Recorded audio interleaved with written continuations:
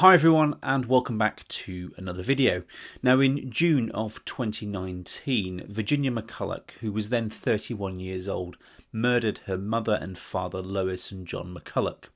And on the 11th of October 2024, so over 5 years later, she was sentenced to life imprisonment with a minimum term of 36 years, meaning that she will be over 70 years old by the time that she is considered eligible to apply for parole.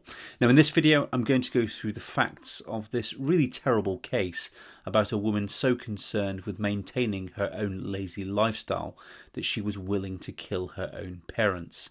And I'm also going to go through the judge's sentencing remarks to explain how he came to the sentence that he did and why he did not award a whole life order. Welcome to my channel, Andy on Crime, where I talk about high profile criminal cases and other aspects of criminal law in England and Wales. And before we get into the video, if you would like to support my channel, then please click the link in the description and sign up with NordVPN. That would be massively appreciated. With all that being said, let's get into the video.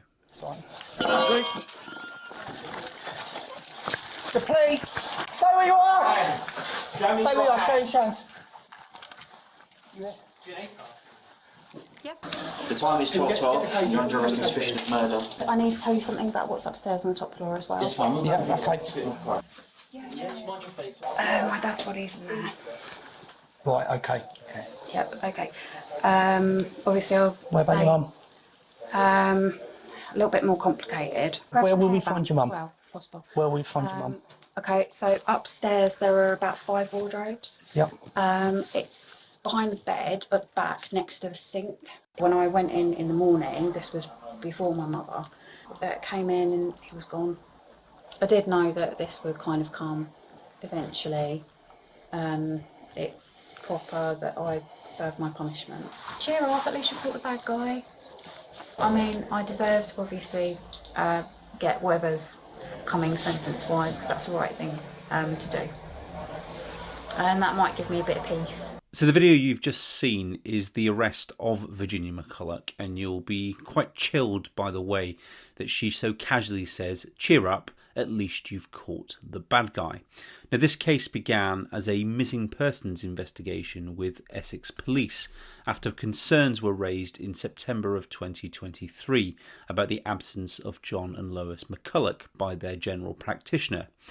Now sadly, by this stage, John and Lois had been dead for over 4 years, having been murdered by their youngest daughter, Virginia McCullough. The murders themselves were shocking enough, but what followed their murders was a concerted effort by Virginia McCullough to conceal their murders and to continue to claim their pension and other allowances in order to maintain her freeloading lifestyle that she had become accustomed to. Post-mortem examinations of both Lois and John revealed that they had both been poisoned with prescription medicine. Now, John died as a result of that poisoning, whilst Lois did not die, but she was struck with a hammer and then fatally stabbed by Virginia McCullough. Now, McCullough went to substantial lengths to conceal the bodies of her parents and took great effort to keep family and friends away from the property throughout the COVID-19 pandemic and in the subsequent years, and she persistently lied about their whereabouts, concealing family arrangements and frequently telling doctors and relatives that her parents were unwell, on holiday or away on lengthy trips. Now, Essex Police were contacted in September of 2023 by Essex County Council's safeguarding team, and the team told officers that a GP at Lois and John's surgery had raised concerns for their welfare, having not seen them for some time, and the GP explained that John had failed to collect his medication and attend scheduled medical appointments. And it was revealed that Virginia McCullough would frequently cancel these appointments using a range of excuses to explain her father's absence. As a result of these concerns being raised by Essex County Council's safeguarding team, a missing persons investigation was launched. Now, McCullough initially lied to officers when she was contacted, claiming that her parents were travelling and would return in October. This made the police suspicious and a murder investigation was launched, leading the police to search the Pump Hill property where the family lived. Now, Virginia McCullough was found to be the sole occupant, and she instantly confessed to officers, as you will have seen from the video played earlier in this video. And she stated that her parents' bodies were in the house and that she had killed them. And it was later established that McCullough had long manipulated and abused her parents for financial gain, and documents found at the property showed that she had run up large debts on credit cards in her parents' names, and after their deaths she had continued to collect and spend her pension.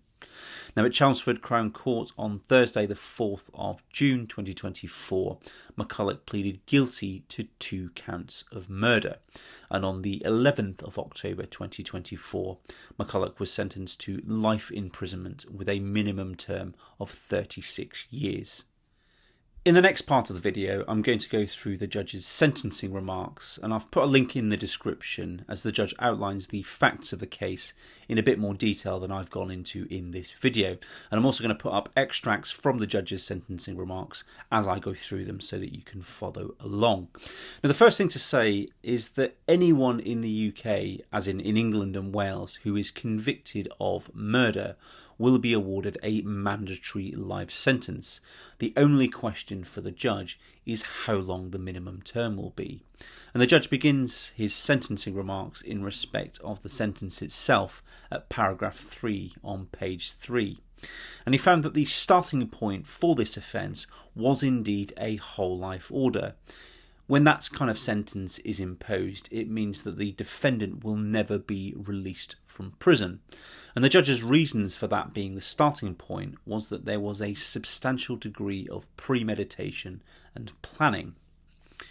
Now, having found that the starting point was a whole life order, the judge is then required to adjust the sentence up or down, taking into account any aggravating or mitigating factors which increase or decrease the sentence.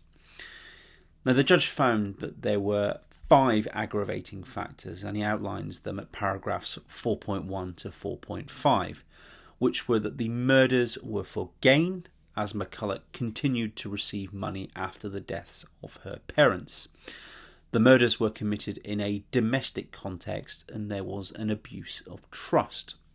And her parents, although not infirm, were still vulnerable because of their age. McCullough had concealed the bodies and maintained the facade that they were alive and well. And the murder of Virginia McCullough's mother, Lois, involved the use of a hammer and a knife. Now, in terms of mitigating factors, there were 4 factors that the judge highlighted. The first was the mental health of Virginia McCullough. McCullough had the symptoms of personality disorder and autistic spectrum condition, as well as mild depression. Though these conditions might have some explanation for the offence, the judge stated that the motivation for these murders was financial. The judge found that she had previous good character as she had no previous convictions, not just for these types of offences, but for any offences in general. The defendant's guilty plea was a mitigating factor, as she had admitted and then cooperated with the police, which the judge found amounted to significant mitigation in this case. And the judge also found that there was a degree of remorse, but there was also a certain amount of self-pity, a considerable amount of self-pity. So having outlined the starting point and then adjusting for aggravating and mitigating factors, the judge's question to answer was whether the sentence would remain a whole life order or whether it could be lowered for a sentence where a minimum term would be appropriate. Now, the judge chose the latter on the basis that McCullough had admitted the offences immediately to the police and had pleaded guilty at the first opportunity. Had McCullough been found guilty after trial, she would have received a minimum term of 40 years. Given her guilty plea, however, she was given a minimum term of 36 years. Now, normally, if you plead guilty at the first opportunity, you would receive a 1/3 reduction off of the sentence that you would have been awarded had you been convicted after trial. The judge did not do that in this case. Instead, he considered the decision not to award a whole life order as part of that reduction, so there was only a further reduction of 4 years, despite Virginia McCullough pleading guilty at the first opportunity. So taking into account the time spent on remand, Virginia McCullough will spend just under 35 years in prison before being considered eligible to apply for parole. This doesn't mean that when she completes her minimum term that she will be released. This is just simply the first time that she can apply. What do you think about the sentence in this case? Do you think she should have received a whole life order? Let me know in the comments down below. That's all for this video. As I said before, if you do have any comments, then please post them down below. If you did enjoy this video, then please do give it a like. And if you'd like to see more from me, then please do subscribe to my channel. Thanks for watching. Take care.